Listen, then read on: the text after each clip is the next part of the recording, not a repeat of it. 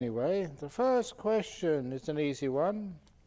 Why is it so difficult to love ourselves? Can you share how to love and accept ourselves? First of all, lower your expectations of yourself. Because sometimes when we expect so much, all we ever do is find fault with ourselves. It's called the old fault-finding mind, the two bad bricks in the wall. And many of you were going to see my cave. The two bad bricks in the wall, if it's in the monk's toilet, so you can't go there. So, one other thing is that we've never been encouraged to love ourselves. Even just when you were growing up, you were never good enough. You always had to improve, and you were at school and it wasn't good enough, you can always do better. You were at home and you were never good enough. Your friends always said, oh, you could do better as well, the peer pressure at school. And this is one of the problems that we forget to love ourselves, but you count too. So why it's difficult is because you've never been trained, you've never been expected, it's not part of the culture. And so because of that, we haven't learned how to love ourselves. And also people say it's very dangerous. If you love yourself, you get big-headed. But that's not true. If you love yourself, you get big-hearted. And that is my problem. I learned how to love myself, to care for myself. I open the door of my mouth to everything you give. And so this, as I say, is not fat. Because you develop loving kindness to yourself for so many years. Every year your heart grows a bit bigger. And you've heard this one before. My heart is so big now. And a long time ago it pushed against my rib cage, can't go any further, so it goes down and out. It's the only place it can go. This is not fat, this is a big heart. So that's why sometimes it's not encouraged. So you're encouraged to love yourself, but it's not to think how great I am. Being a monk, you learn how to be humble. In fact, I am one of the most humble monks in the whole world. And I often say, what's the point of being humble if you can't tell anybody about it?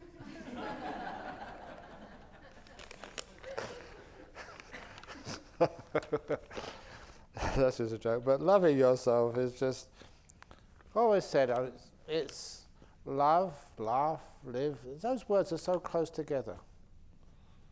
So you laugh at yourself. So one way how to love yourself. First meditation teacher taught me how to do this.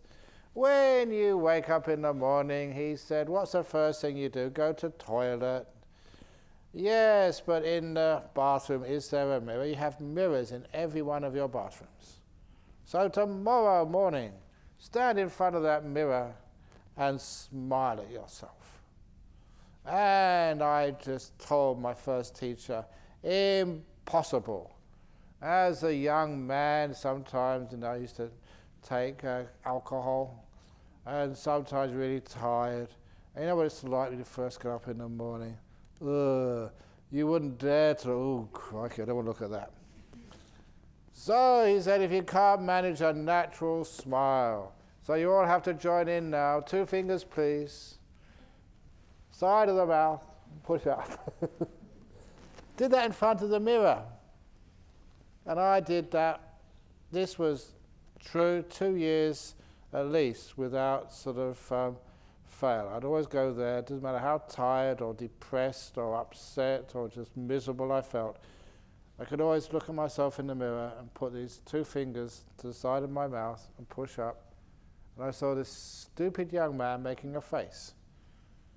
And then the guy in the mirror smiled even more, and I smiled even more, and after a while I laughed at myself. For 2 years, every morning I laughed at myself. It was beautiful training. It was just an expression of and not taking myself so serious, loving myself. That is, again, what you learn from a mother. Mothers are brilliant. Sometimes, yeah, their son may be a thief, but he's no ordinary thief. He's the best thief in the whole of Perth. They're very proud of their children, no matter what they do. And it's something, they love their children unconditionally. So if you can look at that for yourself, that same sort of unconditional love, acceptance, that's a beautiful thing. So, it's so difficult to love ourselves. We haven't really been taught, and how can you learn to love and accept yourself? That was where you get open the door of your heart from. Father took me aside. Son, wherever you go in your life, however you turn out, whatever you do, the door of my house will always be open to you. It was a small council flat in London. And so I didn't realise what he meant. It was only many years later, after he passed away, you realised what he meant was not his house, it was the door of his heart was always open.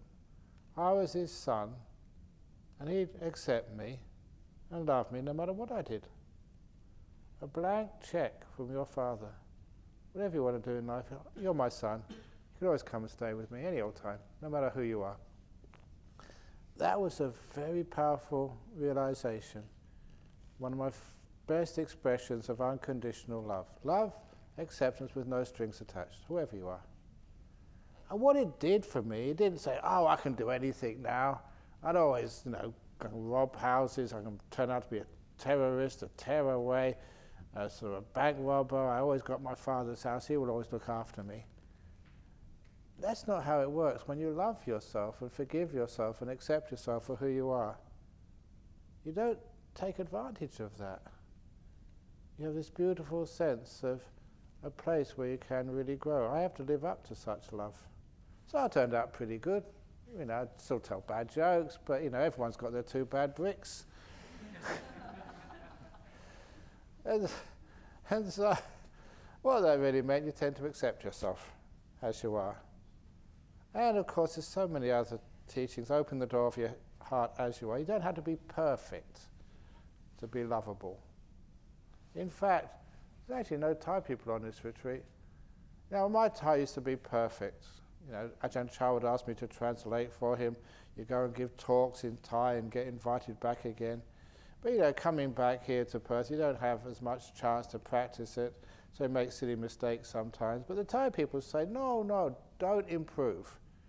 Because it's lovable, they said. If they want to hear perfect Thai, they go and hear a Thai monk. But hearing it from a Western monk, it's like charming, it's cute. So you don't have to be perfect. And again, from that you get the simile of the trees in the forest. Find a perfect tree. If you find a perfect tree, it's not lovable at all. It's boring. You find your favourite tree in the forest and it's crooked and bent and brown leaves everywhere and branches hanging off. It's gorgeous. So the perfect trees aren't the most beautiful. They're not lovable. The crooked and bent ones are. So you're crooked and bent. That's why you're lovable. Do you understand? That's how you love yourself. By realizing you can. It's good. It's beneficial. You'll grow. And why not? You don't have to be perfect to be lovable. How do you choose what direction to take in your life? The direction you take in your life should always be the middle way. But be careful, because one who walks the middle path gets hit by traffic coming in both directions.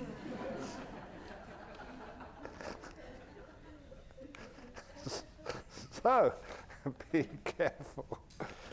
How do you choose? It doesn't matter what direction. I already told you that this afternoon. The universe is round. So whichever direction you go, you come back to where you are. So, you just toss a coin. Heads, I ordain. Tails, I live the lay life and become a monk.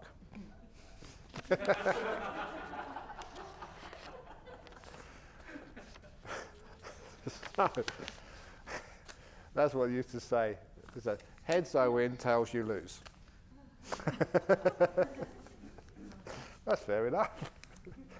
So no, what it really does, how do you choose what direction you take in your life? You don't choose, you're brainwashed. So life chooses you, which direction. And sometimes it becomes inevitable. You know, I never expected to be an abbot, teaching, living in a cave. I never chose that. It just happened. Sometimes I think, how did I get myself into this? And then there it is. So, the choices in these types of choices, which direction you should go, is not really important. Just whatever way, doesn't really matter. But what you do with it afterwards. People spend so much time worrying about whether to turn left or turn right. And by the time they do turn left, or they do turn right, they're exhausted. So it doesn't matter, you turn left, you turn right. It's what you do after you make the decision. That is crucial. So make sure that once you made the decision, you give it everything you've got.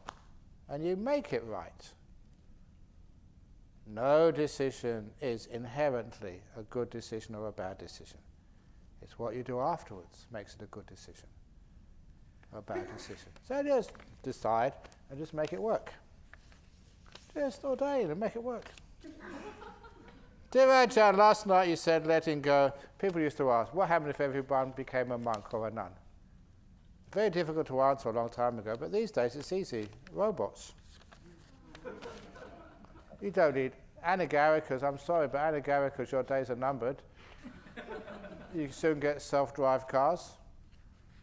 You know, whatever lunch we want, we just sort of Google it in, and it gets delivered to our huts, you know, by a drone, drops straight down. And Dhamma talks, I don't need to travel to Singapore anymore. Soon I'll be sitting here in virtual reality. I'll just appear in the Buddhist fellowship, and you won't tell the difference between whether it's a real Ajahn Brahm or just what's it called? Hologram. So, you won't. It's so easy. You don't need people anymore. You can all become monks and nuns. Wouldn't it be wonderful? No excuses anymore. Dear Ajahn, last night you said letting go is a choice. The hell door is always open. Yeah, that's an important one. You can always forgive. You can always let go. So why not? If you want to forgive and let go, especially forgive yourself, which is why you put yourself in hell, sometimes people say, oh no, you've got to work through it. Oh, you must have remorse. You feel sorry. If you don't feel sorry, you'll do it again. It doesn't work that way. People who have remorse and made to feel guilty, they're the ones who keep repeating it. Because they're focusing on the negativity. They're focusing on why they did a bad thing, and they believe they're bad people. And because they're bad people, they keep repeating the mistakes. So, the hell door is always, you're always allowed to forgive. That's the first thing, to know you can forgive. You can love yourself. You don't need to keep punishing yourself. To know that you can do that. Because some religions say, oh, don't do that. Feel remorse, beat yourself up, do penances. Otherwise, you know that you will never get forgiven. We don't believe in penances here. What was it? The Anagarika years ago, he came to see me early one morning. He said, I feel terrible. I haven't slept all night. I feel so guilty. What have you done? He said, last night I was hungry. And I crept into the kitchen and I made myself a sandwich. No one was there. And I ate that sandwich. I'm terrible. Sorry. And I said, okay, you're forgiven. He said, what? You're forgiven, thank you for telling me. No, now you can go. What? You're not going to punish me? I said, no, we don't do punishments in Buddhism. You acknowledge, you forgive and learn. But I did actually give him some strategies. I said, it's amazing all the allowable things you can give to a monk or a nun in the evening. It is Sometimes when you see all the stuff you can eat in the evening, cheese, chocolate, honey, what else? A lot of stuff. Sugar, tea, what else? Cocoa. There's a lot of stuff you can eat in the evening. And so I said, look, if you really feel hungry, number one, eat more at lunchtime. To get yourself, pasta actually lasts a long time. Eat, if you're hungry in the afternoon, get some honey. Bears live on honey. You don't. Chocolate, that's quite sustaining. So you've got all this stuff you can eat. So these are the stuff don't have to make yourself a sandwich, okay? So just helping you learn, so you don't have to break the rules again. Now you can go. He said, nope, I need to be punished, because my character is if you don't punish me, then I will sort of do it again. And he was quite adamant. He wanted to be punished. Because that's what people feel like. They grow up in some of these traditions, and you make a mistake, you want to be punished. And so really, okay, if you want to be punished, I said, I will give you an Australian punishment, because I was reading about the early history of Australia, and in those days, they used to give them the whippings with the cat of 9 tails. And I've just been reading about that. And so I told this guy, I said, okay, if you really want a punishment, I will give you the punishment of 50 strokes of the cat. And you should have seen this Anagarika's face. His jaw dropped and started quivering when you were afraid, and all the colour drained from his face. His face was wider than his clothes. Because he really believed that Ajahn Brahm would whip him. I said, that is not what I mean by 50 strokes of the cat. There were 2 cats at that time in the monastery. Find one of them and stroke it. 1, 2. Learn some kindness and compassion. That's your punishment. So when he could be kind to a cat, maybe the cat would teach him how to be kind to himself. So, if you haven't got a cat, get one of the teddy bears. 50 strokes of the teddy bear. Go and put it in and stroke it. A nice teddy bear. So that was a punishment there. So that is actually how to open the door of the hell. You can free yourself anytime you like. Anytime you really feel, first of all you feel you can, then you have the strategies to do it, and then you're free. You do it once, you don't have to keep punishing yourself. You don't have to punish other people. Just acknowledge, forgive, and learn. So you don't need to do it again. So, being happy is also a choice. Being depressed is also a choice. Yeah, you don't have to be. So if I can be happy, if I really decided to be happy, yeah, but be happy being depressed. Be happy being sick. Be happy being miserable. You see that? See how we do this? Oh, depression is part of life. So if you are depressed, you can actually get many advantages of being depressed. You can sleep in the morning, you don't have to go to work, doctor will give you a certificate. You can eat special food, people will always be coming around to make sure you're okay. So if you are depressed, when you get better, don't tell anybody.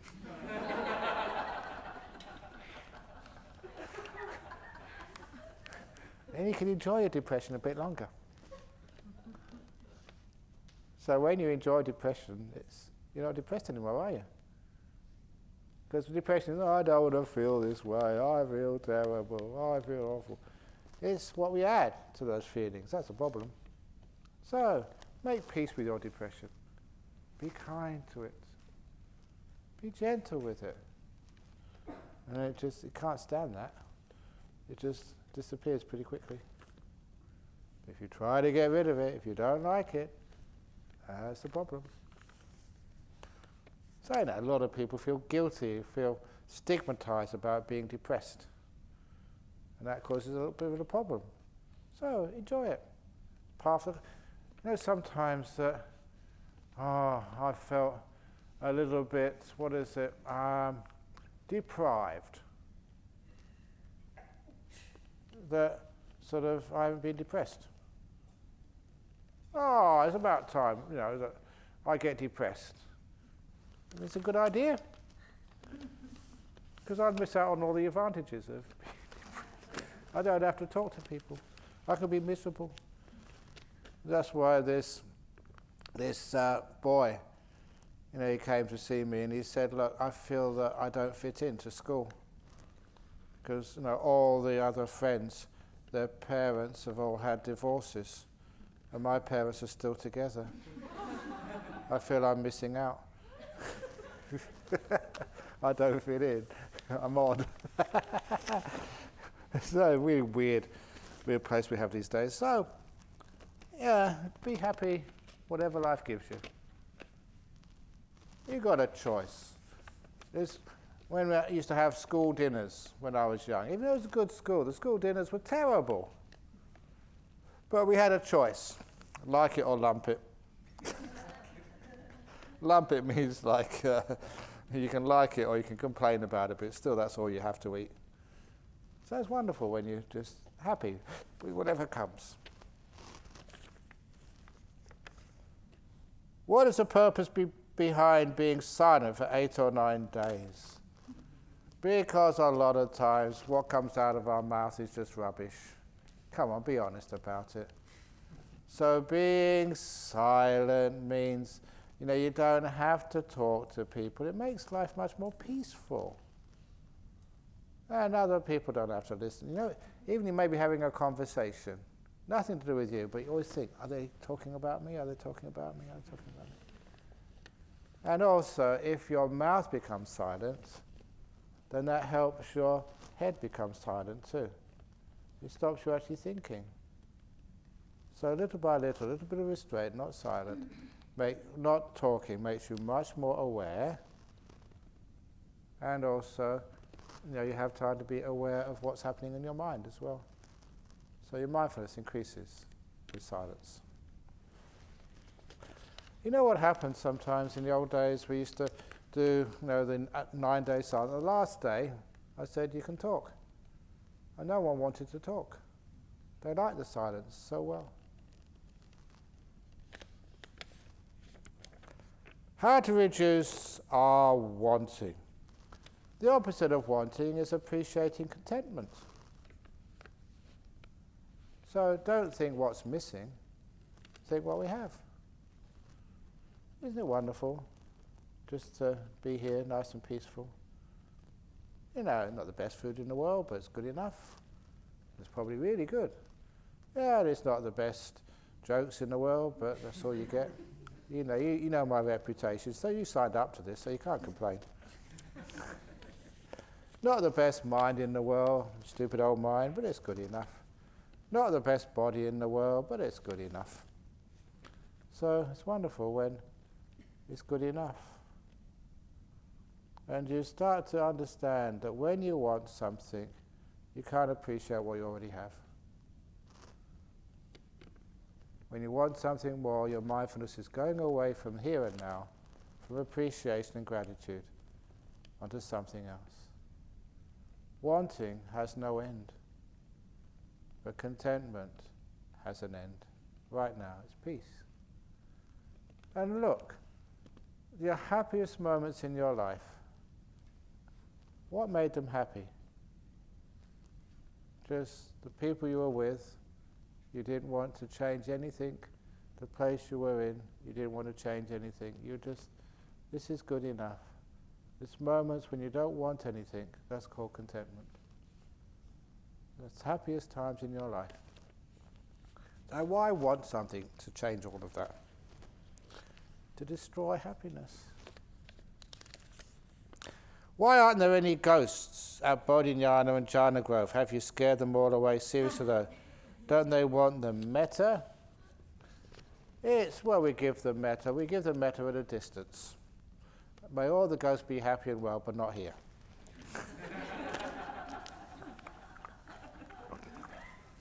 No, it's like ghosts and any other spirits. Sometimes, they want metta, but you have to invite them in first of all, because when you meditate, you get power. You get, woman, a Thai disciple, many years ago. She invited her mother from Thailand to come and stay with her here in Perth, because mother had no one to look after her.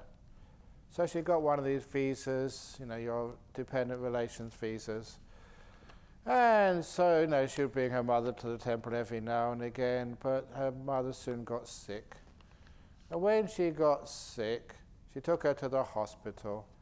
And the Asian tradition is so wonderful. When your mother's in hospital, this Thai girl slept right next to her mother, sort of day and night, looking after her. But then one day she thought, well, I wonder, is my mother going to survive this sickness, or what's going to happen? So she went to one of these mediums, these spirit doctors. It only cost $20.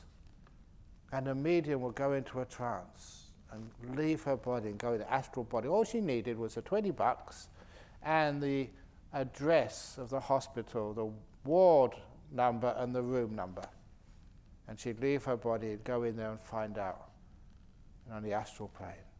So she went there, $20, she went unconscious, left her body and just went over there. She came back after about 10 minutes, and the first thing she did was give the $20 back. And the Thai, what do you mean? Couldn't you find my mother? Oh yeah, I found the ward all right. Found the hospital, found the ward, found the room, went there, but I couldn't get inside your mother's room. There was a big force field around. I couldn't penetrate it. Who the heck is your mother? And that's when the Thai girl said, oh, my mother's a Buddhist nun. She's been a Buddhist nun for about 40 years. At which point the medium snatched the $20 back. You wasted my time. You should have told me at the beginning. People like me can't get close to people like that. And those are the words. And I tell that anecdote because that's what works. If you keep your precepts, really good people, kind, peaceful, you get like a force field around you. No one can penetrate it, especially ghosts. They're scared of you. Not the other way around. Ghosts are scared of you. So that's how the monks chase them away. So that's why if they want to come in here, they have to ask permission first of all. And I always remember this other little story, anecdote. There was an old lady, she was actually a medium, a very good one. And she wanted to bring one of her friends who was an Aboriginal elder to come and visit Bodhinyana Monastery. And she never told me. She came and saw me, and then it was only afterwards, the next couple of days, she said, oh yeah, I brought this indigenous elder. I said, where was he? And I said, well, as soon as he came to the gate at Bodhinyana Monastery, he said, I had to get out of the car, I can't get into this place. And I scolded her and I said, you should have asked my permission first of all. That's all you need to do. Ask my permission, then he would have come in. But he was so sensitive, he realized power, energy is too great here, can't come in. So that's what happens. So you're perfect. But if you want a ghost to come in, I can invite them in for you. Just give me your room number.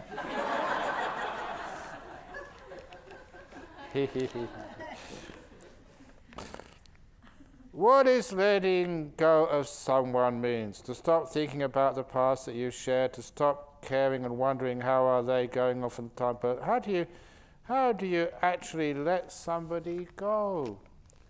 It's to understand, especially when people die. Oh, how many times this has happened, that you go to somebody's bedside and they should be dead. Why are they still being alive? And the first time this happened was with, what was her name again? Forget now. But anyway, a young nurse and a guy, Steve and Jenny and Steve. Jenny was a nurse. He was a United States citizen, but moved to Fremantle. And they had a whitewater rafting business. And really fit and healthy, but he got cancer really bad. So you're counselling him as he was dying. And I went there quite a few days, and he wasn't dead. And that was really surprising. until, you were there and you just figured it out. And I went up to him and, told Jenny, said, Jenny, have you given Steve permission to die yet? She never answered me. She got it straight away. She jumped on the bed. It's one of these beautiful little moments you cherish. What real love is. She went up on the bed, kneeling on the bed. Her husband was so emaciated, all skin and bones, which is what happens sometimes when you have these bad cancers. Says, Steve, it's okay, I give you permission to die. You don't have to keep trying to live for me. I love you, I free you.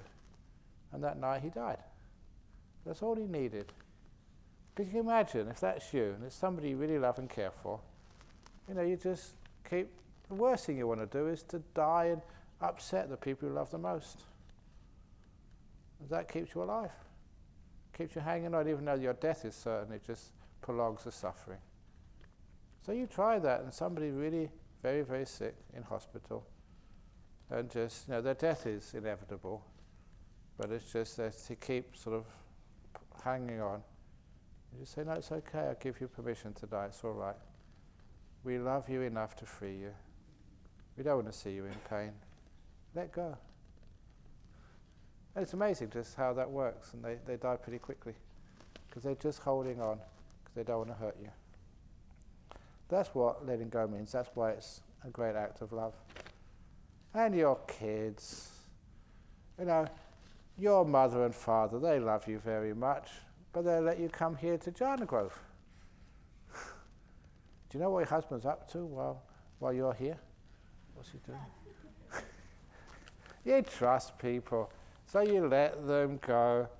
And if you let them go, they always come back again. But if you control them, then once they're free, they never come back. So that's actually how we let go of someone. Doesn't mean we don't love them and care for them. We care for them so much, we give them freedom. Instead of being a control freak. I saw a video of Satguru Yogi from India teaching third eye focus. Is it advisable to put attention there or at the nose? I have 4 eyes.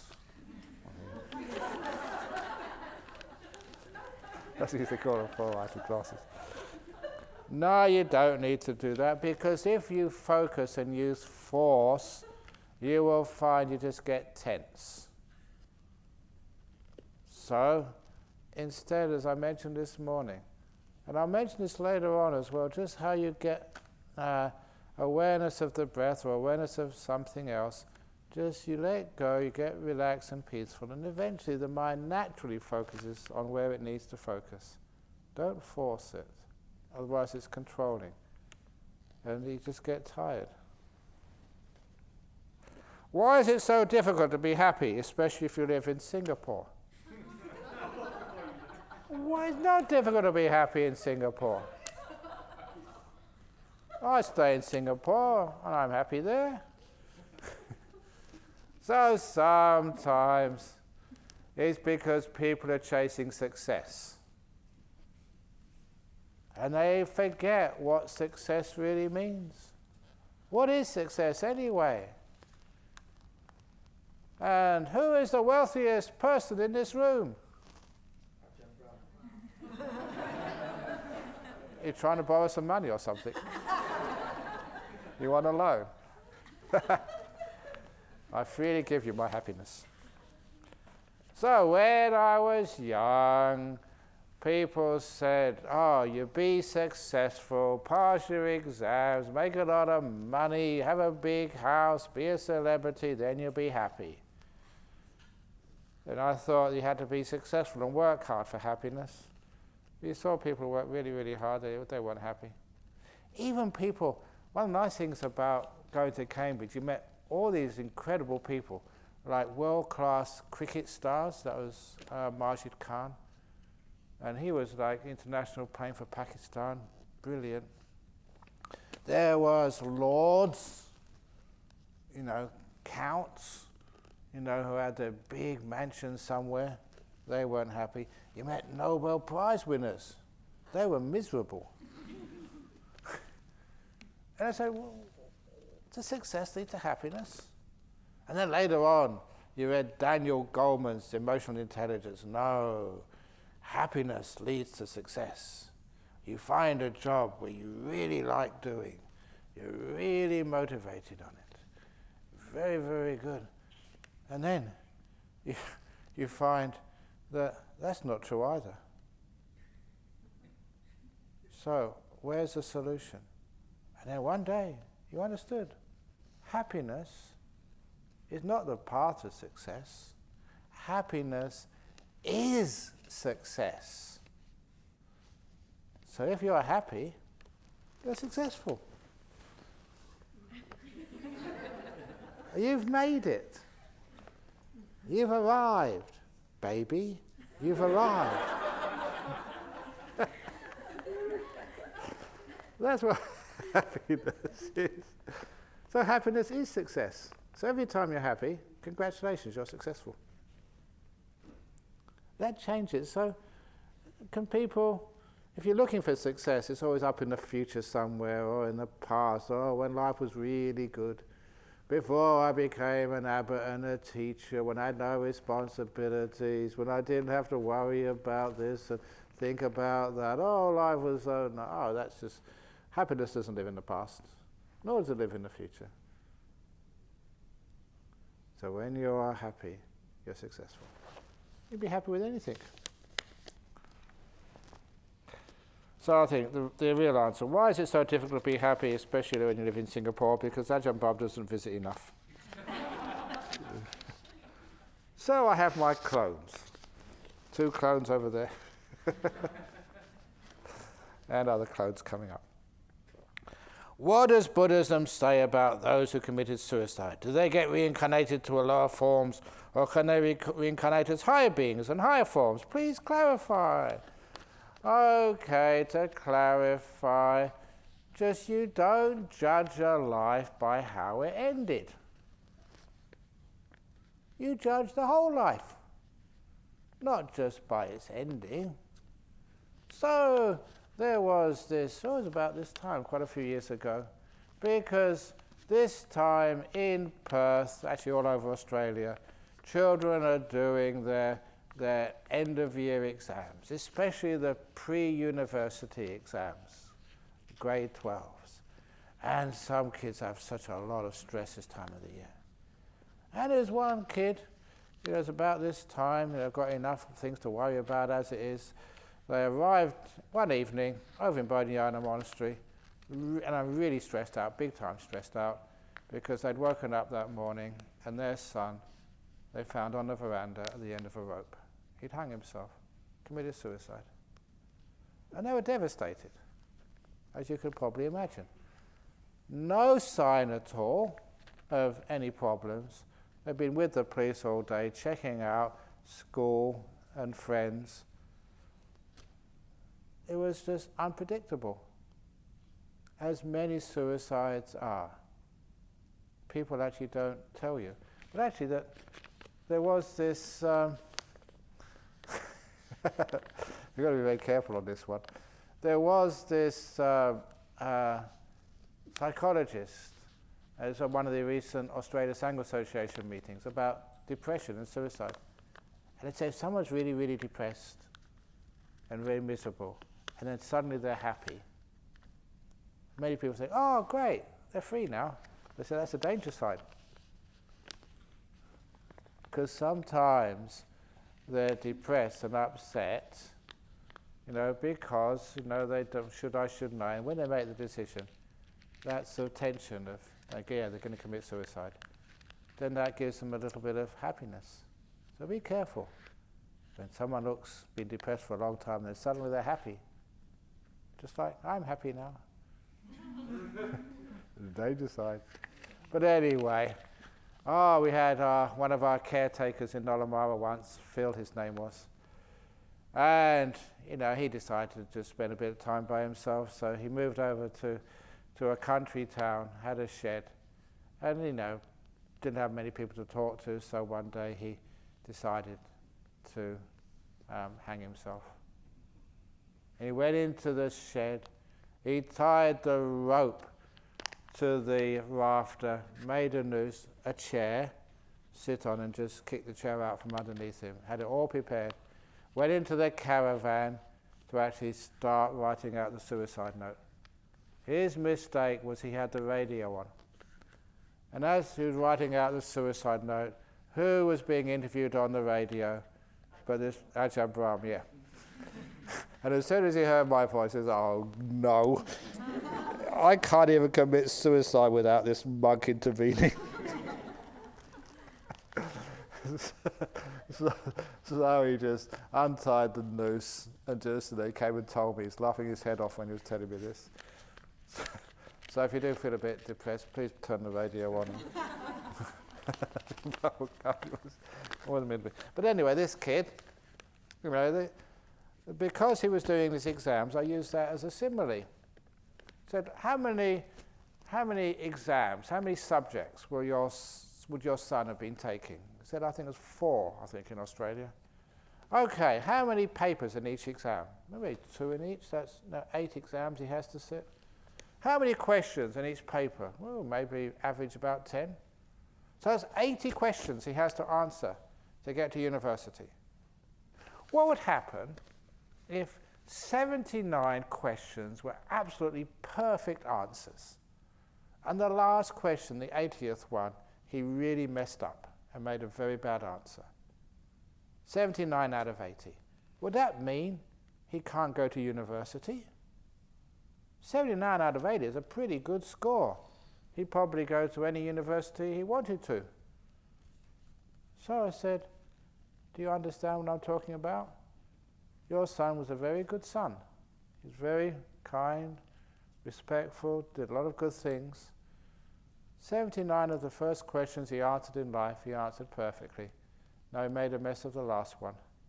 Does that mean he can't enter heaven or get a good rebirth? When you put it that way, it was again the same thing about the 2 bad bricks on the wall. Sometimes we focus on mistakes so much. Focus on not the whole life that person lived, but just on how it ended. And that's really unfair, illogical, that's unreasonable. A life is judged not by its ending, but by how it's been lived. You don't go to university because you answered the last question correctly. It's all the other questions you answered. They count too. And actually they went back really happy. Not really happy, but at least they knew. Because it's really awful, it's really sadistic, I say.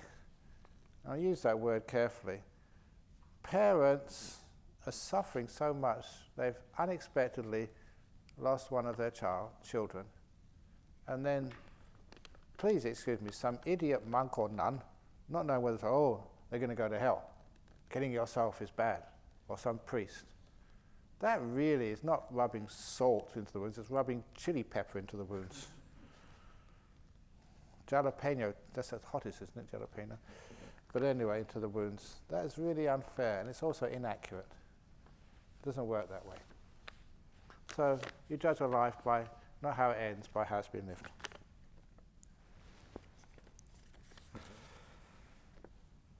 Dearest Ajahn Brahm, dearest? Does your partner know this? A worm doesn't remember his past lives. Why are you saying his? No, there are female worms as well. How can it get out of this lower animal realm? It doesn't have ability to learn Dhamma. How do you know? Have you ever been a worm? So, sometimes that we underestimate the intelligence of animals. That cat, I asked the Anagarika to stroke. That was one of the smartest animals I've ever known. And if you live in Perth, you'll understand this story, because it was born in a log in Bodhinyana Monastery. That's where we found it. It was a little kitten, and it was very lovable. And so, the monks just, got quite attached to it, including me. And then, but cats, they eat birds and all sorts of other little animals in the forest. They don't really belong in the Australian forest. You see the kangaroos, all these other parrots are just so trusting. They don't really have any predators. So the little cats come in, they just reduce everything. So after a while, I said, okay, we have to find this cat a home in the city. So we found a nice person who's willing to accept it, and that was in the suburb of Watermans, which is to the north of Perth by the beach. And I take responsibility for my decisions, so I said, okay, I arranged for a nice place for it to go, so I caught the cat. And you feel so guilty, just the cat who trusted you.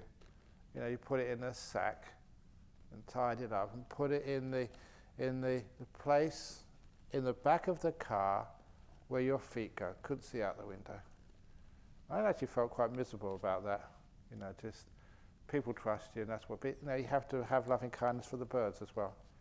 So off it went into Watermans, and the lady there, Chris, she kept it in the bag. So when she arrived at her house, in the bag, took it into the house, and then released it in the house. And she kept the doors locked for 3 days, so the cat had to stay in the house, thinking that the cat would forget, where it lived, and afterwards get used to the new house. She was a very kind woman. But after 3 days, she let the door open so the cat could play in the garden, and that cat ran for the gate really fast. Chris ran after it and couldn't keep up. So she got in her car and started searching for it. Couldn't find it. So after 15 minutes, 20 minutes, she came back. It was a weekend. I was on duty at our city centre in Nollamara. It's about 8 kilometres from Watermans. And she rang and said, I'm terribly sorry, Ajahn Brahm, but it's actually about 2 hours afterwards she rang up. Terribly sorry, Ajahn Brahm, but Kit Kat, the name of the cat, escaped. And I've been looking for it all this time. I can't find it anywhere. And that's when what do you think that cat did? Try and find its way back to Serpentine, where it lived. It's never been in the city, in the metropolitan area, ever in its life before. But I told her, it's much smarter than that. That's a very smart cat. I said, you don't need to worry because it's with me in Nollamara. About 10 minutes earlier, I was passing by the front door and heard meowing outside. I opened it. It was this damn Kit Kat. How she managed to get there? 2 hours, crossing a freeway, no GPS, couldn't ring up the RAC, couldn't ask directions from a policeman. 8 kilometres in 2 hours, almost like a straight line. And how it knew that city centre's location. Now that is really impressive. And this poor little Kit Kat, it was a very hot summer's day, and her paws were just really hot. Poor thing. And so I just gave it bowl after bowl after bowl of milk, which she just to rehydrate. And then there was that time was Ajahn Jacaro was the abbot, and so it went onto Ajahn Jacaro's seat and weed all over it. But you could do it. And I just said, okay, I'm sorry, Kit Kat. From that time on, I'm sorry, birds and possums and everything else. You've earned your place. If we do take you away, you'll come back anyway. So we took her back again. And so she died over here some years ago. In a very, very smart cat. The most intelligent cat. But how do you do that? How many of you, if I dumped you someplace in Perth, could find your way without GPS, iPhones, without talking to anybody, to our city centre in 2 hours? That was just amazing. So animals are intelligent. So worms? Who knows? You mentioned marriage is suffering. Well, it's not always suffering. The 3 rings of marriage? Remember the 3 rings of marriage? What is it? No, I'm going to turn the other way around now. It's it's caring, sharing, and offering. The 3 rings of marriage. Caring, sharing, and offering. Otherwise I get in trouble if I don't put the other side of the story in. So it can be, sometimes one reason, why is it that people like religious people to actually officiate at weddings? Why does, you get monks, especially monks and nuns who've never been married? What do we know about marriage? Or Catholic priests who've been celibate, what do they know? You always want them, because there's something about marriage which is spiritual. And what is it? It's because there's a lot of sacrifice and letting go to actually live with another person. It's not about you anymore. It's a bigger picture. There is a letting go happening. As I often say to people who get married, when you get married, you can't think of yourself anymore. When you get married, you must not think of your partner either. I love that when you see this new bride and say, from now on you mustn't think of him. And then the groom, from now on you mustn't think of your wife. And they get really, there's a good word for this in English called bamboozled. It doesn't really come from bamboo, but it means just you totally just don't know what this crazy monk is saying. And then I say the answer is, when you get married, you mustn't think of yourself, you mustn't think of your partner, you must only think of us. The third way. You're married, you're together. So it's not my fault anymore, it's not her fault, it's not his fault, it's always our fault. We can work it out together. So there's something wise and spiritual there, a letting go of your ego for something bigger. It's not about me anymore. It's not about him or her. It's about us. That's why I really sort of object to this idea, Hinayana Mahayana.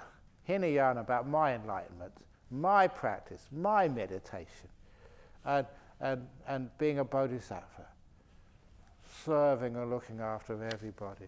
Your meditation is more important than mine. So I make sure you're all happy and well before I even meditate.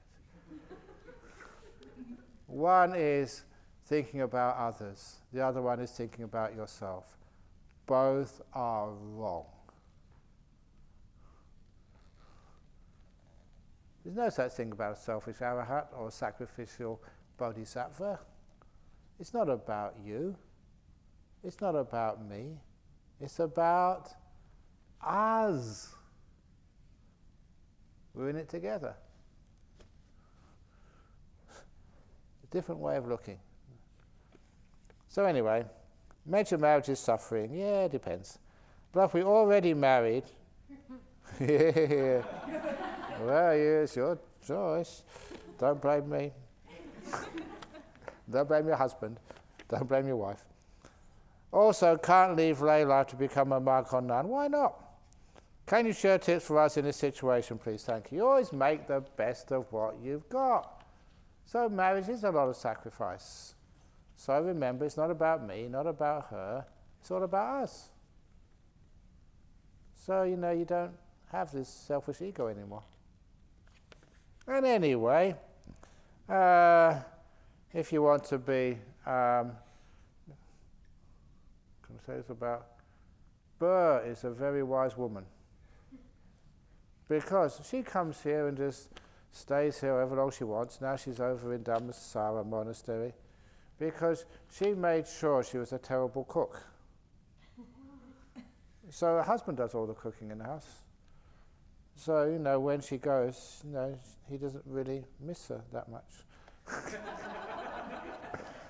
Please don't quote me on this. Please delete this from the tape. I'll get in big trouble.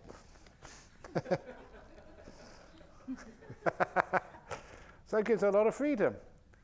So don't make yourself indispensable. Otherwise you're trapped for life. So anyway, but no. So it's her karma side. She's going to give a lot. If you're married, then just, be at least committed anyway. Because otherwise,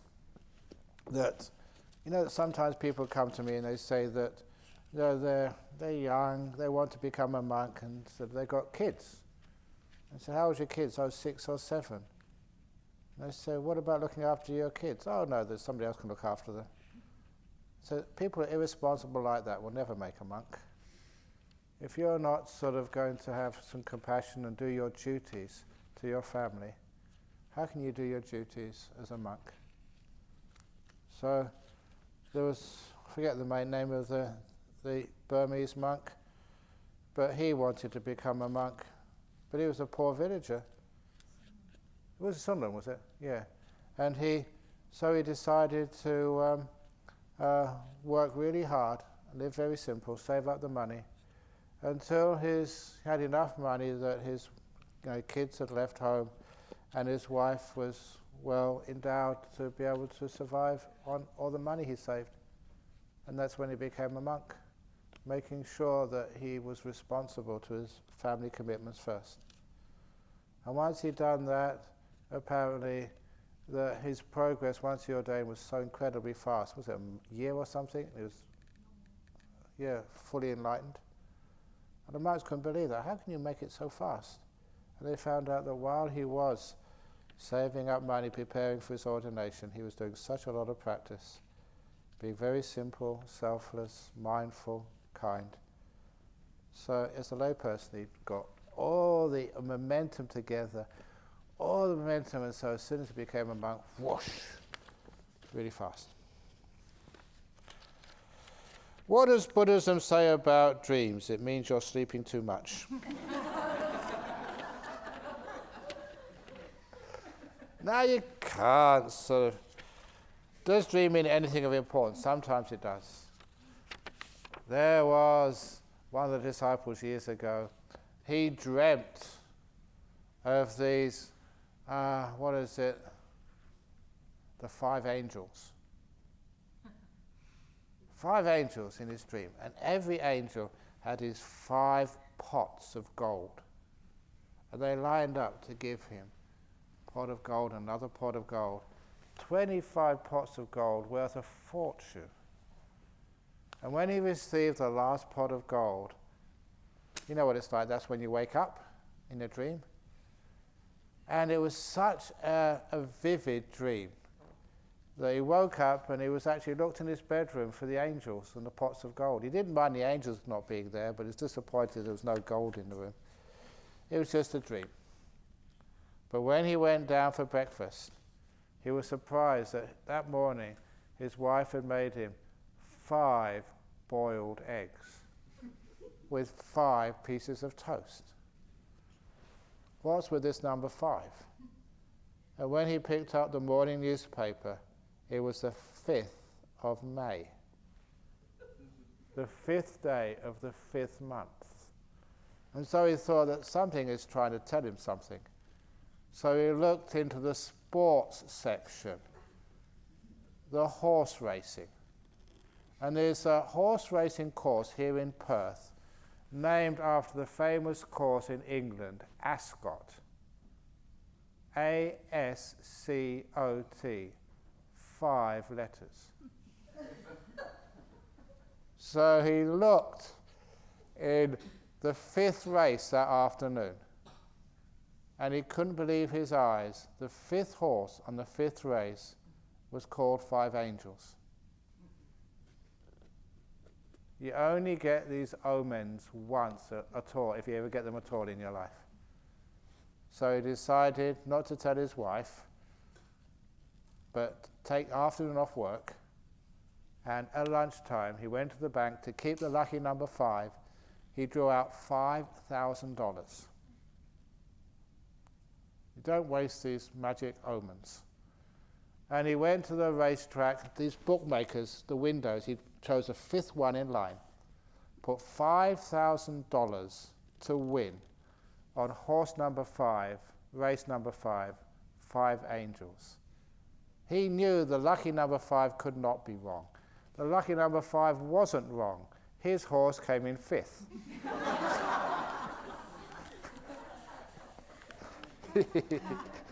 I told that story many times. It's in the book. It's a really good one, isn't it? That's what dreams are. Sometimes they're even more accurate than that. There's one of the people who still see him every now and again. He's getting a bit old now. He married a Singapore. He was in the British Army. He was a dental technician in Singapore. So he's met the girl of his dreams, a nice girl from Singapore, from what's the place? Where the Thai temple is in. No. Sorry, the other one, which is just to the north. Palalai, yeah, just around there. What's that suburb called? Badok, yeah, from Badok. She was from Badok area. And so they came and migrated to Perth. And, well, just had to go and visit the relations. And he was just really bored, that his wife and his sisters and brothers were chatting in Chinese. He couldn't understand a word of what they were saying. And the brothers, his brothers-in-law, took pity on him and said, "We're going to the racetrack this afternoon. Do you want to come?" Anything to get out of the house. So he said, yeah. So he went along with them. He's not a gambling man. But before they went to the racetrack, they went to a lucky temple to offer some joss-sticks for good luck. And when they went into this temple, they didn't say where it was, that it was so filthy that all of them, including, his name was Gus, don't mind telling him, and all of them decided to clean up, the temple, sweep it, dust it, wash it. That was really important. Not just lighting incense, they're doing some good karma. And then they went to the racetrack that afternoon. They all lost. But that night, Gus had a dream. He dreamt of a horse at the Singapore racetrack winning. And when he woke up, he remembered the name of the horse. And when he looked at the Straits Times, the horse racing that day, that horse, that name was running that day. So he rang up his brother-in-laws and said, "Let's go to the racetrack this afternoon. We lost yesterday, but last night in my dream, I remember the name of the horse, and then I won in my dream, and it's running this afternoon." And you know what his brothers-in-law said? "Look, that was a Singapore temple. That was a Chinese spirit. They wouldn't tell an Ang Mo the name of a horse. They'd tell us first of all." Ang Mo is like Westerner. So they didn't go. He went by himself. And he put a lot of money on that horse, and it won. And so when he went back, his brothers-in-law, they were just so upset. They were just so angry. Not at him, but these Chinese spirits. They look after Ang Mo's, and they never look after themselves. It's really unfair. Why did they come in our dreams? Why do they come in your dreams? This is really unfair. So, sometimes we have dreams, we don't know what it means. So be careful. If you dream of 5 angels, maybe. But anyway. So, no self sounds nihilistic. How is it not? We come across that later on, where you find out that it's not, you can't say nothing exists, you can't say there is something. It's in between again, not eternalistic, not nihilistic, a process. And you'll come across that many times in the next few days. So I'll just pass that for a few moments. How do we stay in the now and strive for goals? What are you striving for goals for? We haven't done any talks about walking meditation, but maybe tomorrow. When you do walking meditation, the main point of the walking meditation, you start at one end, you go to the other end, you turn around, you come back again, you end up where you started. What are your goals in life anyway? You start off with no teeth, you end up with no teeth. You start off with nappies, and you end up with nappies. Where do you get to in life? All the studies, everything you've learned, you forget it after a while when you get so dementia.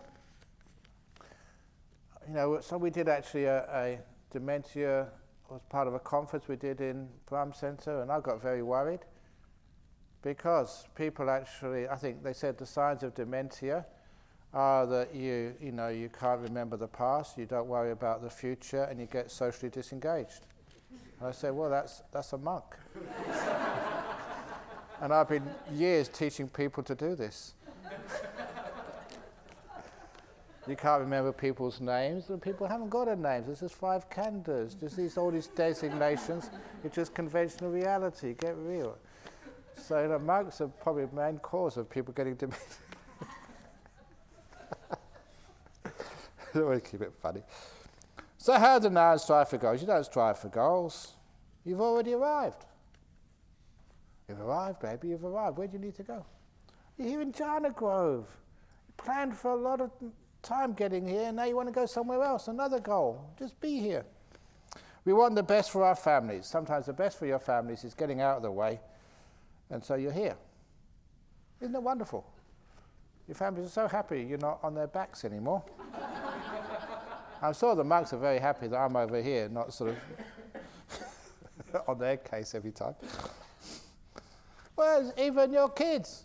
How many times, I said this to someone today in the interviews, how many times I was teaching meditation and a middle-aged woman comes up and says, I never really felt like coming to meditation today, my kids sent me. What do you mean your kids sent me?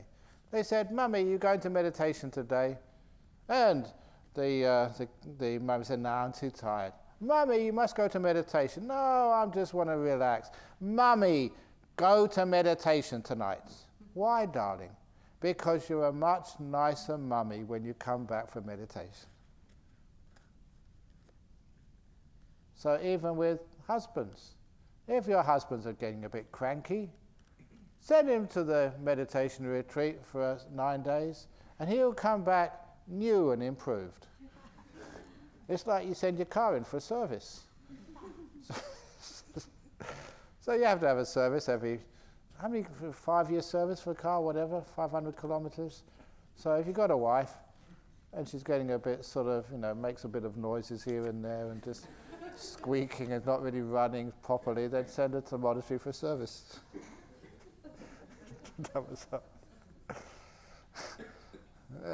When they're young, they're still under warranty. But if you remember the Bodhinyana or BF, then it's warranty guaranteed, so you can send them no cost. We want the best for our families, our firms, ourselves. How do we do both, please? So easy. Stay in the present moment. Ajahn Brahm, during meditation, when everything is quiet and peaceful, something blue or golden, dancing lights appear. If it's blue or golden, it's probably a police car.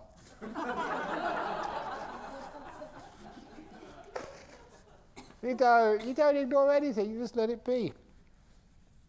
So you don't control it, you don't choose, just see what happens. Just confirm that letting go is a process, like you might let go for short periods or temporarily, but you keep picking up until eventually you let go for good. Exactly. You find out what's doing the picking up. It's your sense of self. But I'll go into that later on. If we don't sort out negative relationships in this life, we will encounter the same people in the next life. Not necessarily. You don't need to sort things out, you just let them go. Because if you keep focusing on the negativity in relationships, the law of attraction, you get the same problems next time. The same. You think it's your ex? They're coming back again. So, no, letting go is so you don't sort out negative relationships, you understand them. You learn from them. So you transcend them. I should remember this, they said a nice simile for life. You go down a street, you're not really paying any attention, and you fall in a sewer. So you get rescued. So the next time you walk down the same street, and you're mindful this time, but you still fall down the same sewer, in the manhole. The way they call it a manhole, it should be a person hole, or whatever. Anyway, you fall in there and in the sewer. Because you are mindful, but you're not wise. And the next time you walk down the same street, you're mindful and wise, so you walk around the sewer.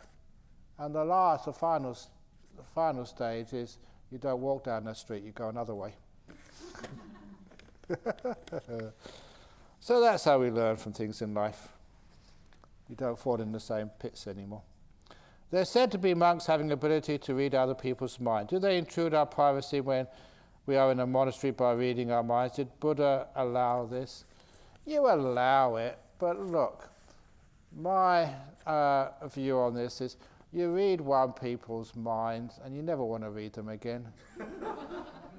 You know, have you ever read like a bad novel? Pulp Fiction? Just a stupid low-class romance? So honestly, realistically, who would read your mind? If you've got an interesting mind, fair enough. Will there be karma for bad thoughts, jealousy, ill will, etc.? They arise but did not get actioned upon. No, if they don't get actioned upon, you just learn from them, then they're not really karmically powerful. Are there other beings in samsara? Is it all just consciousness, mental phenomena arising and passing away, not self, just an illusion? Yeah, of course there are. Oh, it's page 2. Where's page 1? There you go. I remember you once said there is no one here and there are no others. What did you mean by this? Are others and the self just mental fabrications? No, others are the people who bring my breakfast to me. And they better be there tomorrow morning. Yeah, of course, there are others and the oneself, but it's just that's the way we look at life. But, when they say other beings and ourselves, it's pretty much the same. As I said, men are from Mars, women are from Venus, but enlightened beings are from Earth. That's profound, isn't it? It means you don't understand what I'm talking about, so it must be profound. Dear Ajahn, would you come on, please? We can love others only to the extent we love ourselves. Exactly. There's no difference between you and others. If you hate yourselves, you hate other people. How many times people criticize you, and it's because they do the same themselves? It's a problem in themselves, and so they project it onto others. So if you love yourself, open the door of your heart to yourself. That's how you can open the door of your heart to others. Simple. Or can we love beyond limit, regardless? Beyond limit? I suppose so, yeah, because the loving kindness has got no boundaries. Apamana, sometimes we call it, what is it called? Infinite loving kindness. I see the former so much, I would appreciate your thoughts. See the former. No, both. We love others, to the extent we love ourselves. You can't too. We can love beyond limit, regardless. No, you have to love everything. Could you tell us about how the Darling Scarp was once adjoined to the Himalayas? Do you think the previous Buddhas may have walked here? Exactly. Why is it that in all of Australia there are no monasteries like Dhammarasa Nuns Monastery? People have tried in Melbourne and Sydney and Queensland. Bigger population, richer, more Buddhists. Why here in Western Australia? Why have we got Bodhinyana Monastery, really successful monastery? Jhana Grove. What's special about this place? And the answer is that it's known in the theory of the shifting tectonic plates. This place here was adjoined to the west coast of India. Gondwana land it was called. And that is accepted fact from geology. Even the rocks underneath where you're sitting are the same type you find in the west coast of India. This place was part of India. And Siddhartha Gautama was not the first Buddha. There were many Buddhas before that, when India and West Australia were together. So, who knows? Maybe Kassapa the Buddha and the great disciples did walk on the land where you are now sitting. Ooh. But I'm sorry, fellows and ladies, there's no evidence that Singapore was part of India.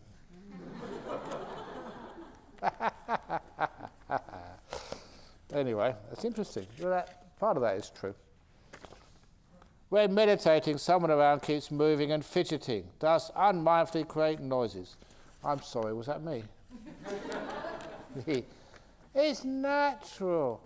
Ajahn Chah kept on saying, it's not the sound disturbs you, it's you who disturb the sound by expecting everybody not to fidget. And I just said a few moments ago, we obviously criticize some people, other people, for what we do ourselves. So if you think other people fidget, it's because you're probably a fidgeter. What you're aware of in others is usually a problem in yourself. So be careful. But if that doesn't work, if you want them to be absolutely still, then use straitjacket. You put them in a straitjacket, that'll keep them still. No, we can't do that. So instead, have what we call mudita, this beautiful sympathetic joy. I'm so happy that person sitting next to me is able just to meditate here. Yes, they're moving around, they're fidgeting, but that's the best they can do. And I'm so wonderful that they can actually be here. I got this when I gave a retreat at this place in Sydney. There was, first evening, question box was full of the same question. Can you please ask people to breathe quietly during meditation? Because this one gentleman was breathing really loudly through his mouth. And so I made the announcement that that gentleman has got a huge tumour in his nasal passage. He checked in with me beforehand, and he said that doctors have given up on me. I only just got a few weeks to live, and just meditating just in case this might work. And as soon as I said that, the reason why the person was making such a noise, no one complained at all. I had such kindness and compassion for this gentleman who was trying to meditate to save his life.